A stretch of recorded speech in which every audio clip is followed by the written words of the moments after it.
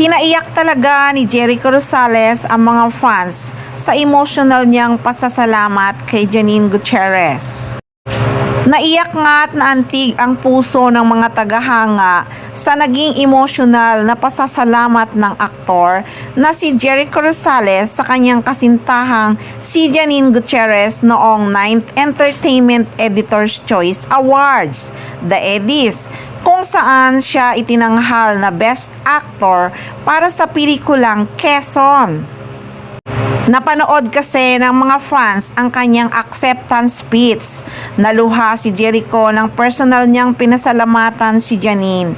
Sinabi niya ang katagang, "Thank you Janine for holding my hand," bilang pagkilala sa suporta ng aktres sa kanyang mga pinagdaanan. Tears of joy dahil masaya sila kung anong nangyayari ngayon sa Econin. At syempre, inalay din niya ang parangal sa kanyang pamilya at sa kanyang inang mayroong Alzheimer.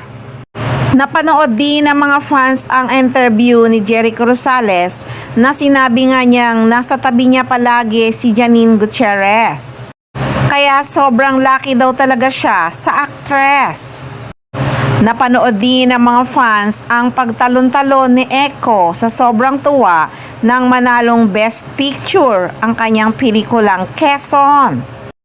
Kaya pati naman ang mga fans sobrang proud na proud talaga kay Eco. Siyempre, lalong-lalo na si Janine Gutierrez sobrang proud sa aktor.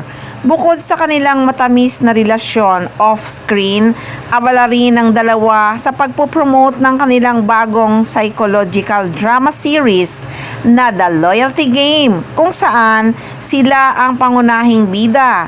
Ayon sa dalawa, masaya silang nagkatrabaho at makakatulong ang kanilang real-life romance sa kanilang chemistry bilang mga aktor.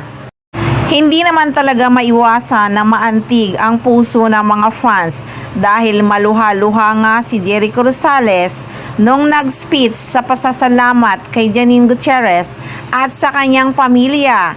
Siyempre, pati na rin ang bumuo ng kanyang pelikulang Quezon.